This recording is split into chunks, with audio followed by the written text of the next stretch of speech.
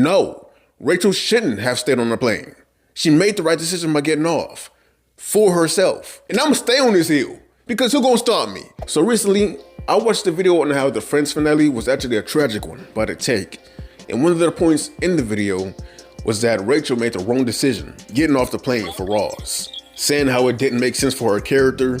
It was a bad decision for her moving forward individually, saying that she really did want to go, but for some reason, they couldn't think of a reason. For some reason, she decided to stay back in the life that she already had. They also said that Phoebe made the wrong decision for marrying her dude because she's not supposed to be like that. Listen, obviously I disagree. I disagree with both of those statements, but we're gonna talk about the Phoebe thing later. Rachel, she gonna get tackled. She gonna get tackled right now. Because The Take, I don't like her take, and I don't care. I don't care if the video is 5 years old. I know, I seen it. I can't help that. I can't help if I was late, but I'm gonna talk about it now. All right, so let's just tackle the first thing. Rachel should have went to Paris.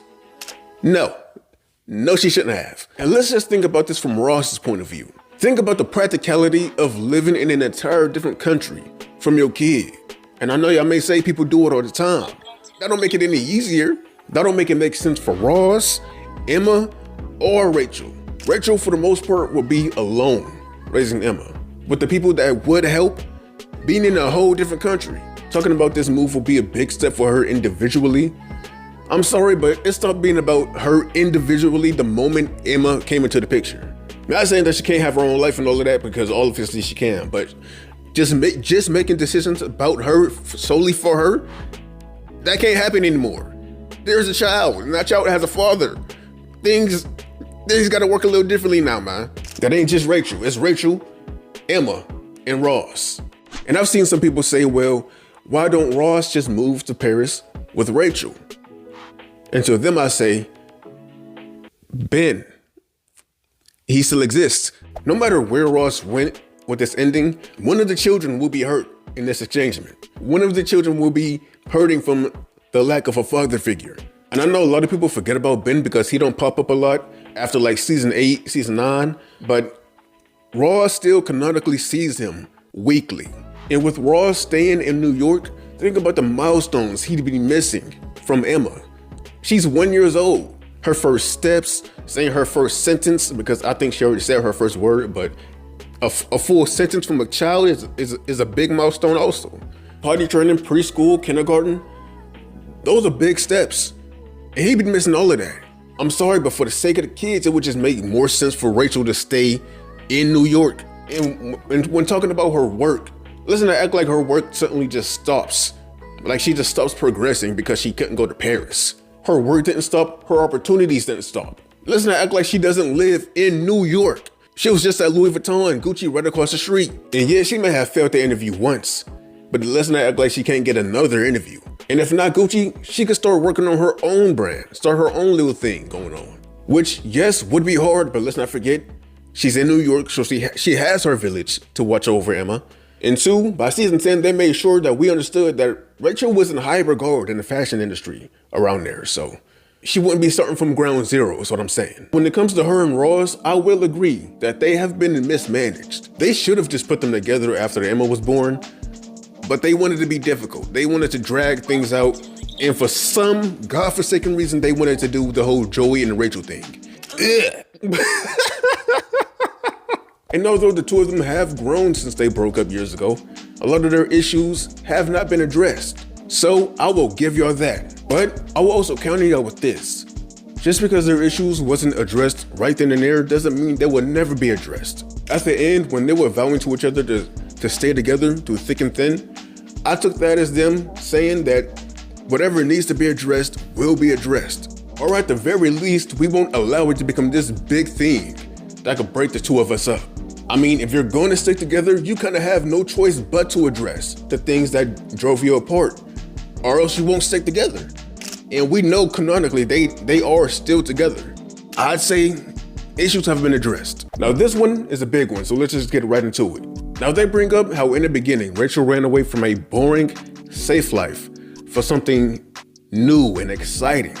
And in the end, it feels disheartening for her to give up this once again new and exciting thing for a man. Basically alluding to her running into a situation that she ran away from 10 years ago.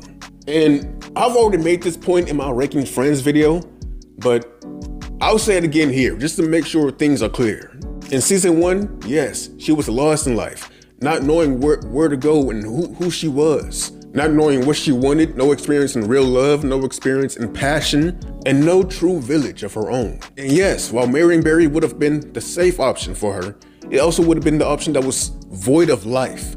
But then we get season 10 Rachel, where it actually would have been her running away from what she was looking for in season 1, because she has everything she was looking for back home. And also to refer to Ross as just a man is crazy.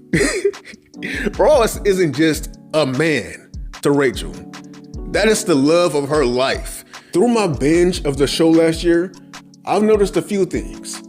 But one thing in particular, Rachel really doesn't love anybody that she's with other than Ross. Outside of Ross, she takes no other relationship as serious. They're all either just flings or crushes, nothing further than that. Only with Ross in the picture do things become real to her.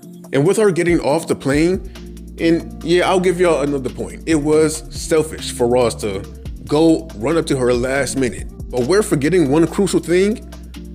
She didn't have to get off the plane. If the opportunity in Paris was really that much more important to her, she would have stayed on the plane, went to Paris, started over, had a whole new life over there.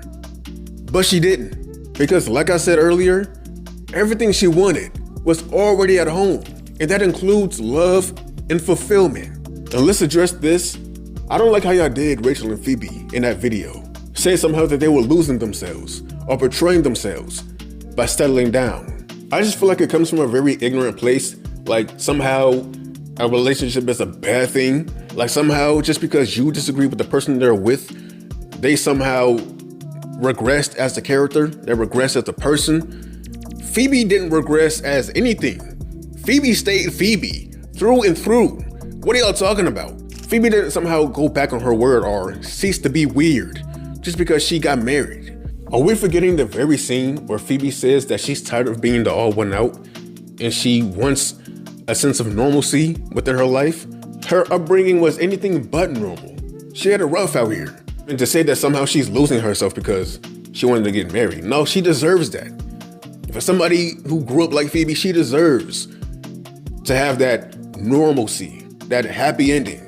And with Rachel, I've already explained throughout this video. I don't have to go too much further into that. To wrap this part up, I was watching a Toon Terrific video where he said something that perfectly puts together how I felt about this statement. Kind of go back and forth with how I feel about that. Because on one hand, Marge does deserve both, and some might say that she needs both. But on the other hand, who are we, people who are clearly not Marge Simpson, to tell Marge Simpson what she needs? This is pretty tangential, but it reminds me a lot of the 5th episode of the Ted series on Peacock. Peacock, baby! In that one, they find out that the mom used to want to be a teacher, but she gave it up when she started a family. Her niece urges her to give it another shot when an opportunity arises at Johnny and Ted's school. So she takes it, teaches for a little bit, and even helps one of the troubled teenage mean girls see life in a brand new way. It's probably one of the best episodes, even though there's only like 7. But at the end, she opts out of going back. Not because she can't do it. The episode very clearly establishes that she can, and she's really great at it. But because that's not what she wants to do with her life anymore. And just because her niece on the outside looking in thinks that she knows what's best for her, you simply cannot tell somebody what's on their heart. And directly telling them that they deserve more can actually come off as belittling to them in some ways. Rachel made the right choice for Rachel, and Phoebe made the right choice for Phoebe. If this is where their heart is at, and this is where they want to be, who are we to say anything different?